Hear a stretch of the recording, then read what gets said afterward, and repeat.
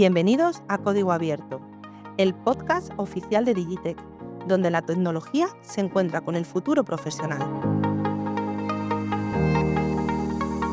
En cada episodio abrimos el micrófono para hablar sobre innovación, empleabilidad y las oportunidades que surgen entre el mundo académico y el entorno empresarial.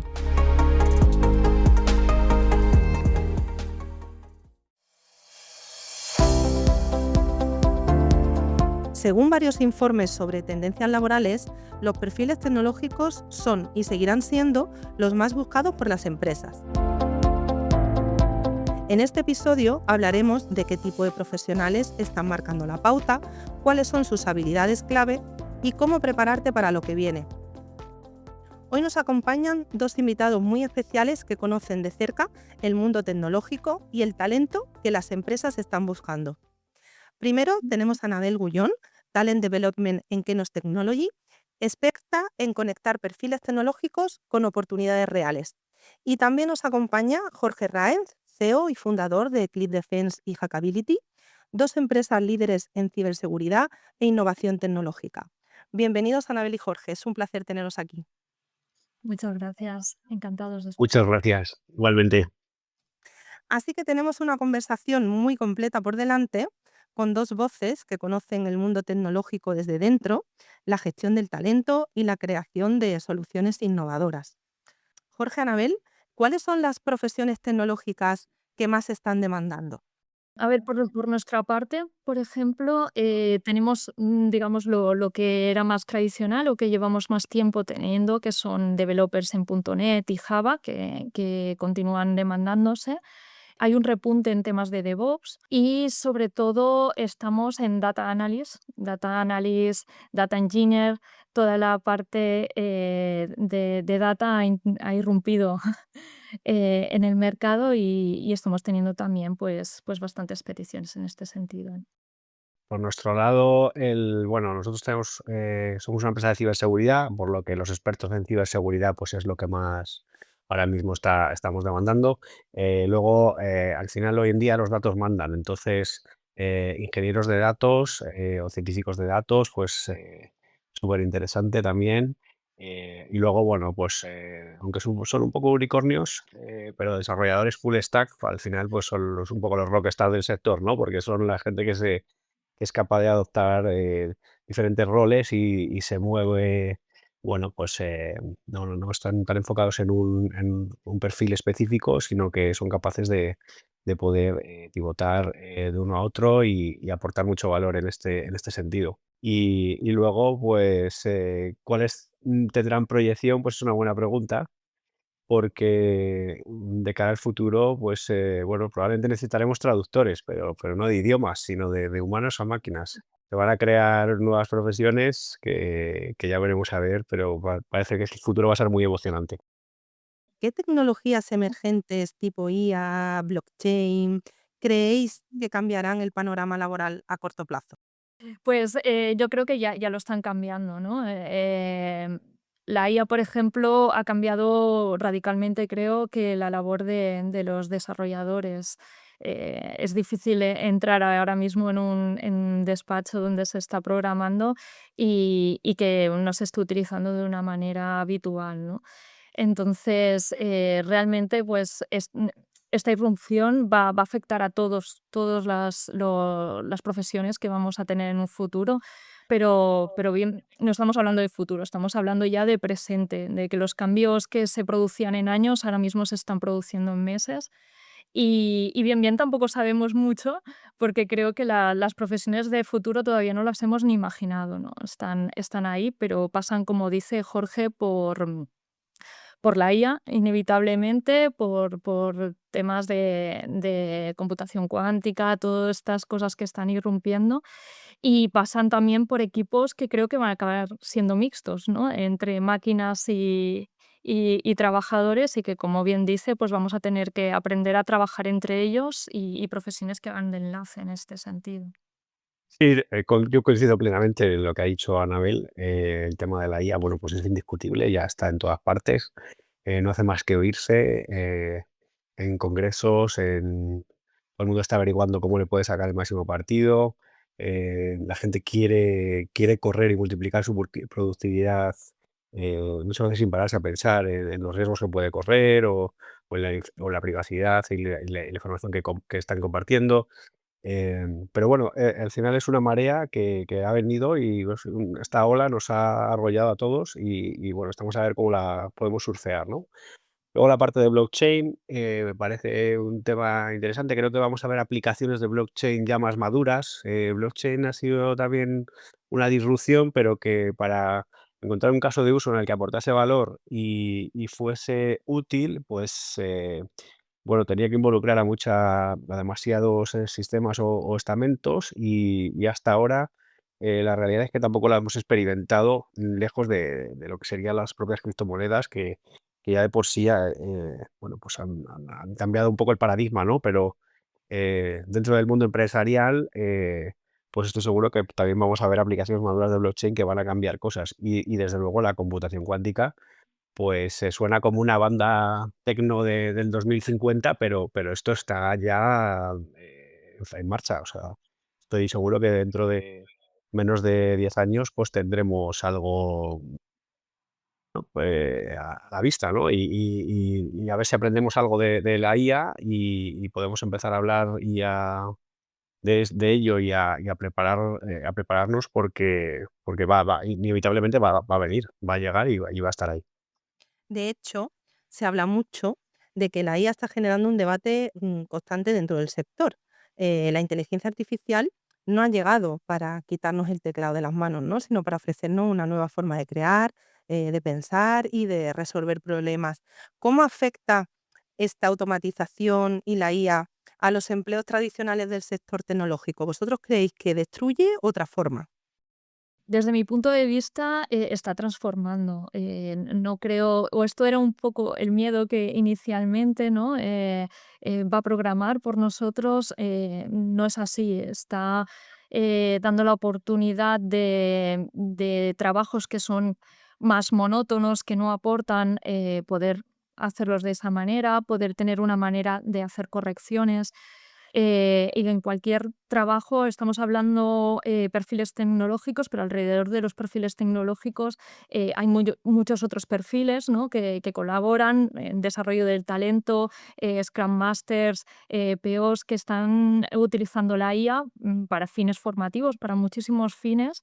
Y realmente creo que es una oportunidad de poder centrarnos en lo realmente importante y que aporta y en lo que podemos ser mejores y bueno, pues dejar esos tiempos que estábamos gastando en tareas y en temas que quizá, pues, puede hacer mejor, la inteligencia artificial, ¿no? Porque tiene esa capacidad. Desde mi punto de vista, es esta la visión, pero por supuesto, Jorge, con temas de ciberseguridad, seguro que conoce muchas otras cosas que tener en cuenta en este área.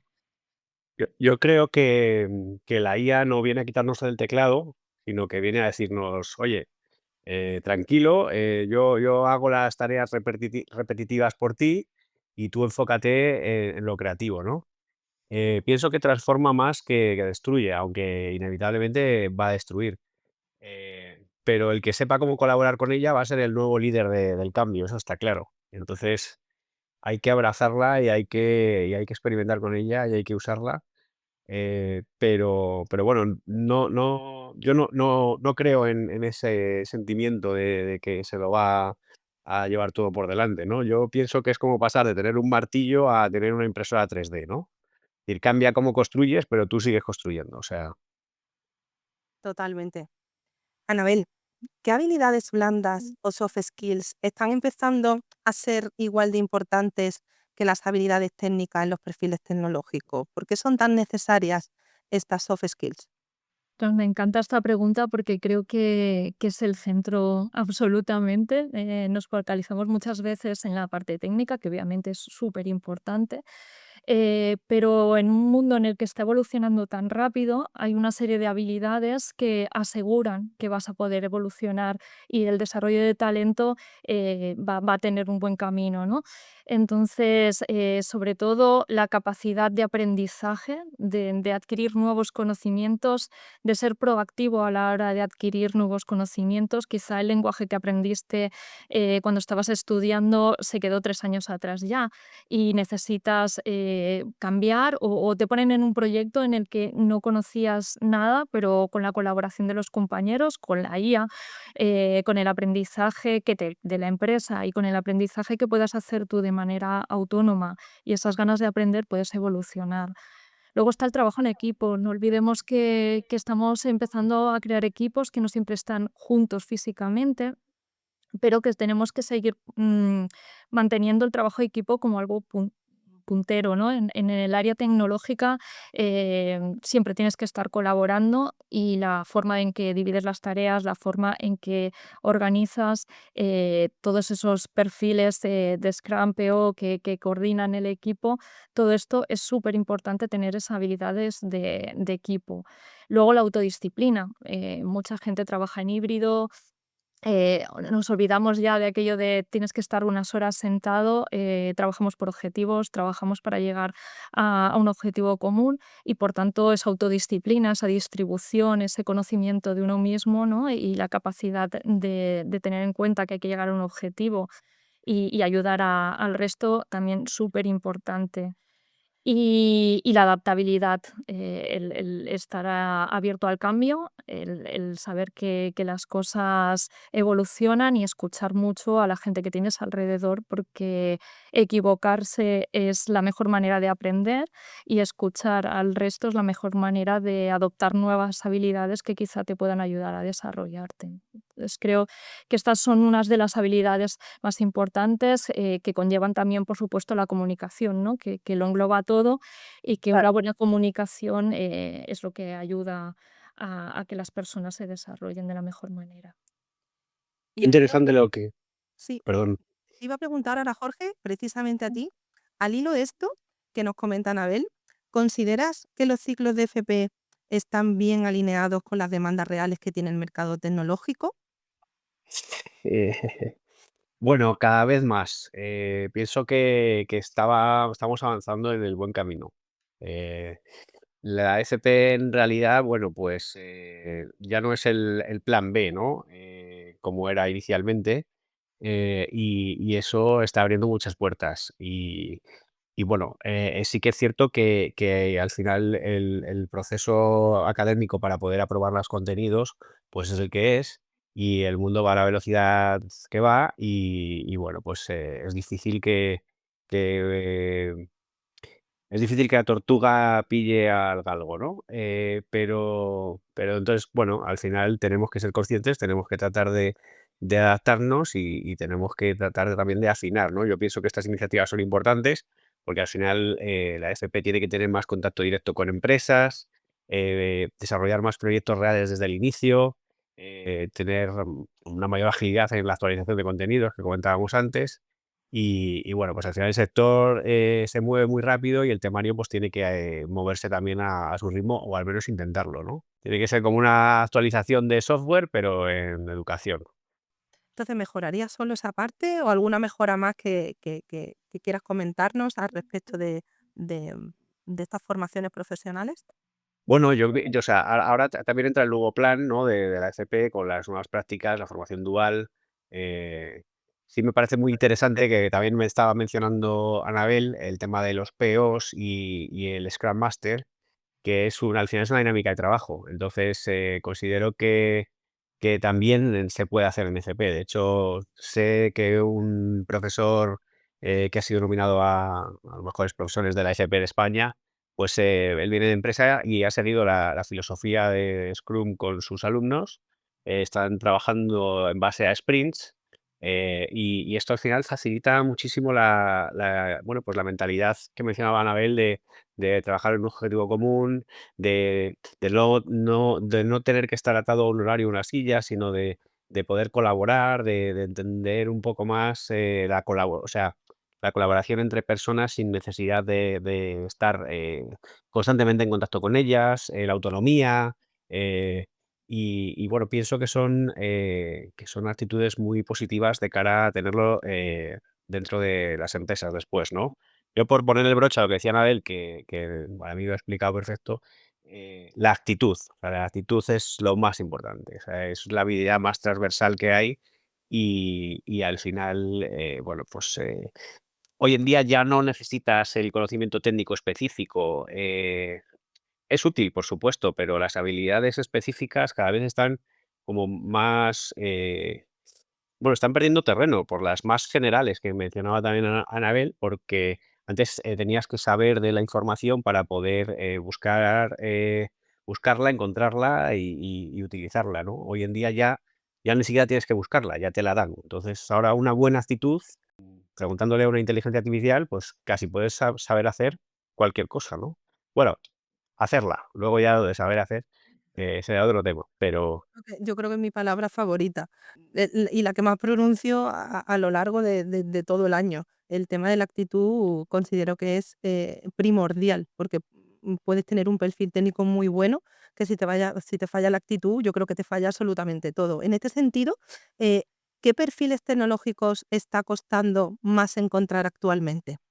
A ver, la verdad es que lo que está costando más, son perfiles bastante seniors, especializados, muy especializados, por ejemplo, en temas de DevOps o perfiles, muy concretos, de Java. Digamos que los seniors, es curiosa, ¿no?, esta diferenciación que tenemos. Hace unos años los juniors también tenían mucho más fácil incorporarse al mundo laboral, y ahora hay una diferencia muy grande entre aquellos perfiles muy seniors, muy especializados, que saben hacer cosas muy concretas y que son muy difíciles de encontrar, que están trabajando, que tienes que buscarlos, que no se apuntan a una oferta, ¿no?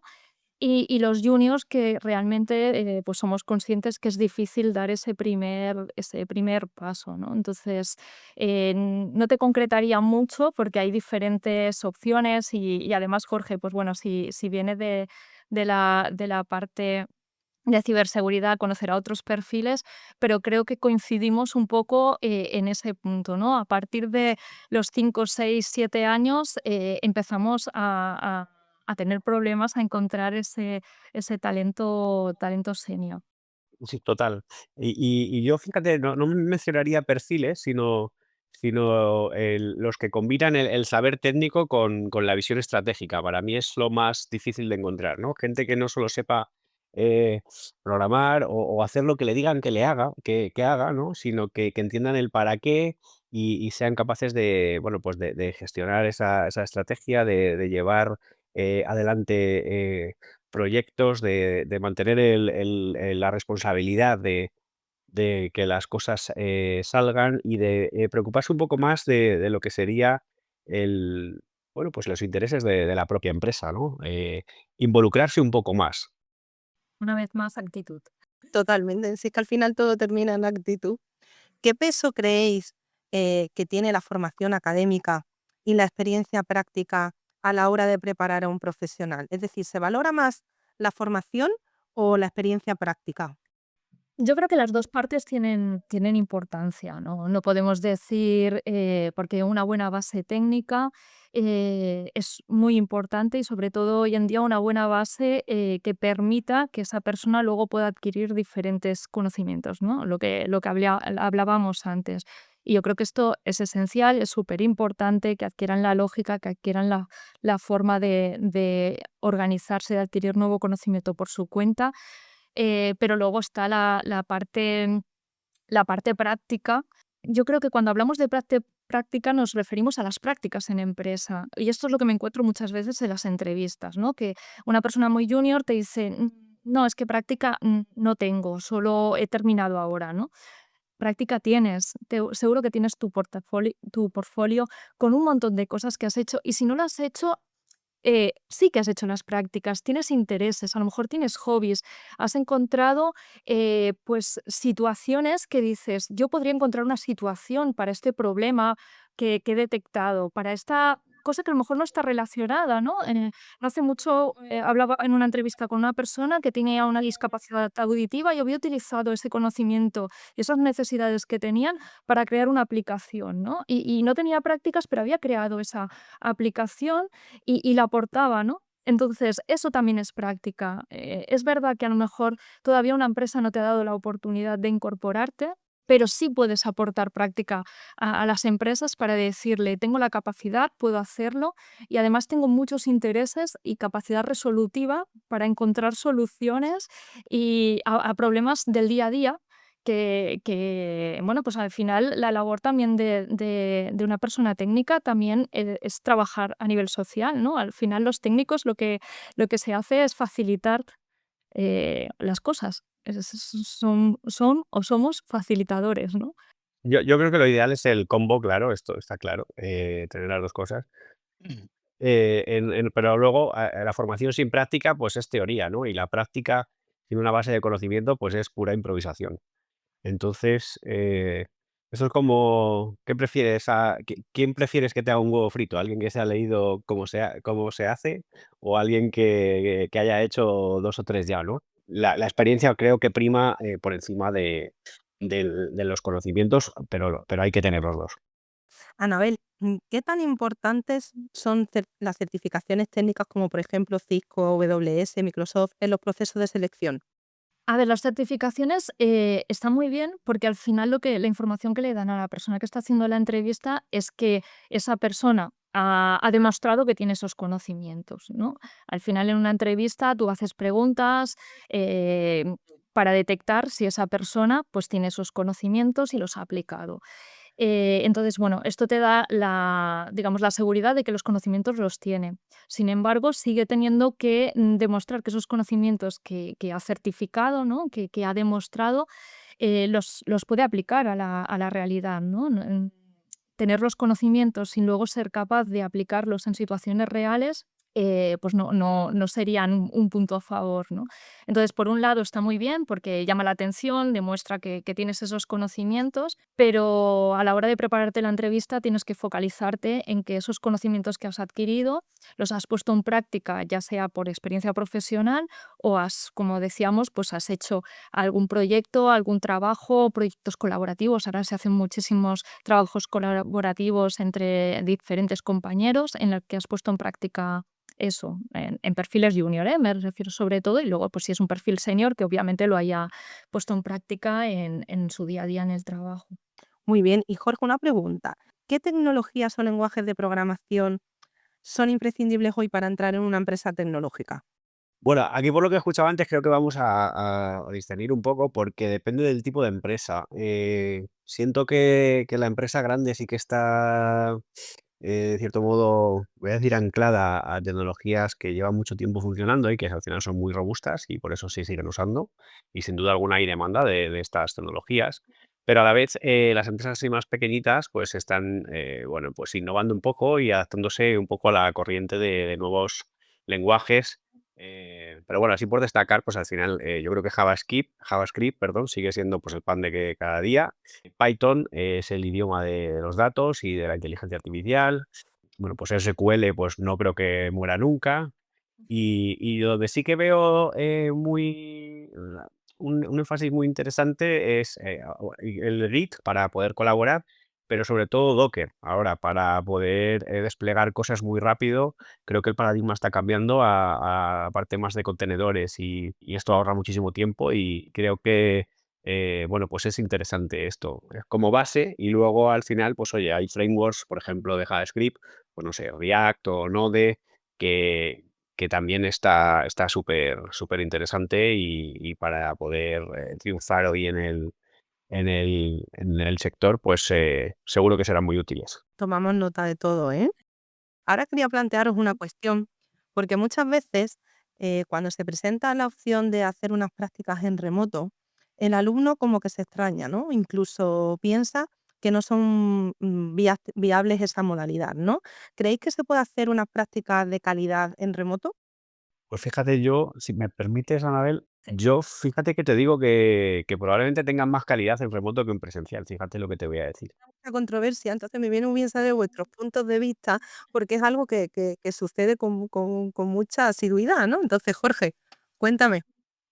Bueno, pues ahora mismo nosotros hemos tenido un problema con una, bueno, con la institución educativa, no con la que impartía el curso y las prácticas, sino con la que tenía que avalarlo, ¿no?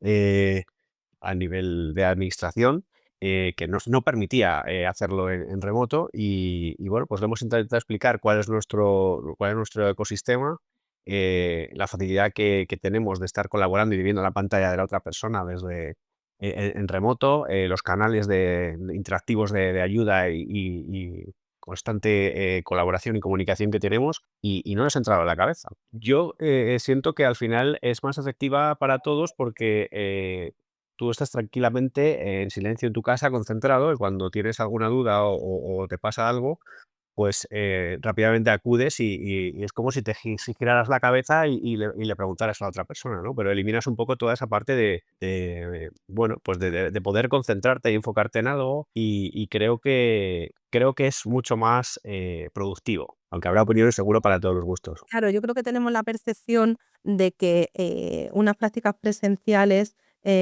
pues tienes un seguimiento mucho mayor, como que, ¿no? Como que se está más pendiente del alumno. En ese sentido, ¿cómo veis vosotros o qué aspectos positivos veis de esta modalidad cada vez más existente y cada vez más real, ¿no? En empresas del sector tecnológico, como son las prácticas en remoto. Bueno, yo desde mi punto de vista soy muy fan del híbrido. En este punto, permitirme que estoy en el departamento de talento y bueno, ya sabéis que una parte, pues ese contacto social, pues siempre lo fomentamos. Entonces siempre me gusta que 1 o 2 veces por semana podamos vernos las caras, ese acompañamiento, ese ver a otros compañeros y a lo mejor charlar de otra manera.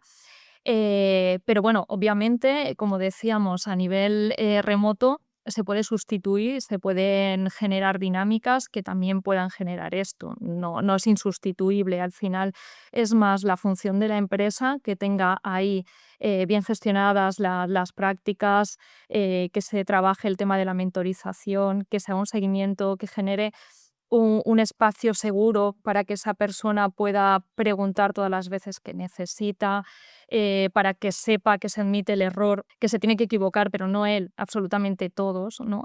Y que ese error y esos caminos que a lo mejor luego se vuelven atrás, forman parte del proceso.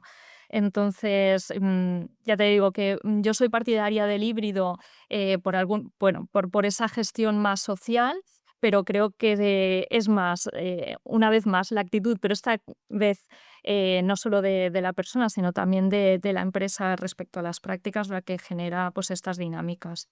Yo coincido con Anabel plenamente en lo que menciona del híbrido. Yo, de hecho, soy extrovertido y yo lo pasé fatal cuando pasamos a trabajar en remoto. Pero bueno, sí que es cierto que para el tema de las prácticas, o sea, y sobre todo en IT o tecnología, no me gusta mucho esa atadura a este rollo paternalista, ¿no? De que tienes que ir de la mano con alguien, ¿no? Porque siento que el paradigma es completamente el contrario. O sea, yo a los chicos que tenemos de práctica se lo digo, Mirad, lo más importante que tenéis que demostrar ahora es que vosotros solos sabéis enfrentaros a problemas y resolverlos. No es que lo estés haciendo tú ahora, es que yo o el director técnico de la empresa lo está haciendo cada día. O sea, estamos resolviendo problemas nuevos cada 15 minutos y al final es un tema de decir, o entras en esta dinámica y tienes esta actitud de poder buscarte la vida, de tener la curiosidad, de querer, bueno, pues aprender más, de querer terminar las cosas, resolver el enigma, ¿no? O el problema que tienes delante, o va a ser difícil, porque la vida laboral no vas a tener a alguien al lado diciéndote cómo tienes que hacer las cosas, ¿no? Sí, al final es ser resolutivo y como tú bien has dicho, al final te tienes que buscar la vida. En la mayoría de las circunstancias, estés de manera presencial o estés de manera remota. ¿Qué percepción creéis que tienen las empresas sobre los titulados de formación profesional en el mercado laboral actual? Ya que estamos hablando de prácticas de FP, contame un poquito qué percepción creéis que se tiene sobre los alumnos de formación profesional. Yo personalmente creo que también ha cambiado mucho en los últimos años, ¿no? Esta percepción. Ya no hay una diferenciación como se hablaba hace tiempo, sino que ya se entiende que es la valía de la persona que tienes delante, ¿no? Lo que te explica que ha hecho, el grado de profundidad que ha desarrollado en según qué lenguajes y la actitud como, bueno, que volvemos a repetir y volvemos a entrar en esto. Entonces, una de las cosas que me parece maravillosas de los últimos años es que antes tenías casi un único camino para llegar a ser pues un desarrollador de un lenguaje concreto o una posición técnica. Y ahora mismo tienes muchísimos caminos. Tenemos a personas con nosotros en la empresa que venían de sectores restauración, que se han reinventado y que realmente ahora son super tops y unos referentes. Entonces, yo creo que la visión va más por cómo se ha hecho ese trabajo, ¿no? Desde la formación profesional, desde la universidad, desde un certificado de profesionalidad con formación autodidacta. ¿Qué grado de implicación tienes con esa formación? ¿Cómo has focalizado tu trabajo frente a esta formación, ¿no? He intentado hacer lo mejor posible, he intentado ir más allá, he intentado buscar qué es lo que me apasiona en esto y dedicarle horas. Entonces, yo creo que hoy en día está muy bien valorada. Yo creo que está haciendo ese esfuerzo por entrar en contacto con las empresas, por ver la realidad, ¿no? que hay ahí fuera, pero depende mucho del trabajo individual que haga cada centro, porque ahí sí que hay muchas diferencias. ¿Qué recomendáis a un estudiante de FP para destacar en un proceso de selección dentro del sector digital? Yo le recomendaría que hiciera cosas y que las publicara y que tuviese un portfolio y que tuviese un GitHub, un repositorio propio, que participe en hackathons, bueno, en fines de semana en Startup Weekends, en eventos de la industria que, bueno, pues que demuestra curiosidad, que demuestra ganas, que demuestra querer aprender y al final es lo que importa, ¿no? No importa si eres junior y no tienes experiencia y acabas de empezar, lo que importa es si tienes hambre de aprender, de hacer cosas y de moverte, ¿no? Y al final eso cambia completamente el paradigma. O sea, muchas veces yo creo que los proyectos propios demuestran más que la experiencia laboral. Fíjate lo que te digo, porque al final tú cuando haces una actividad laboral, a ti te pagan por hacerla. Entonces, tienes la motivación, pero cuando lo haces tú por ti, para ti, ¿no? Pues tu motivación no es que alguien te pague cuando termines. De hecho, nadie te va a pagar, porque vas a invertir tu tiempo y al final, bueno, pues esa motivación puede ser por aprender, por descubrir algo nuevo, bueno, por emprender también, ¿por qué no? Y creo que, por lo menos para mí, siento que es bastante más valiosa, ¿no? Yo creo que al final el tener esos proyectos, ¿no? Ese portfolio, creo que es fundamental para captar la atención de las empresas, ¿no? Yo creo que al final demuestra todo, demuestra actitud, demuestra entusiasmo, demuestra ganas de aprender. Entonces, ahí estoy completamente de acuerdo con ambos, ¿no? Por otra parte, quería saber qué opináis sobre, o más bien, ¿cuándo creéis que es el mejor momento para que un estudiante empiece a especializarse profesionalmente? ¿No? Típico que el alumno termina el FP, tiene prisa, tiene hambre por saber, por conocer, por seguir formándose. ¿Creéis que los estudiantes deberían de especializarse pronto o mantener a lo mejor un perfil generalista los primeros años? Jorge, ¿quieres contestar tú? Sí, como que quieras.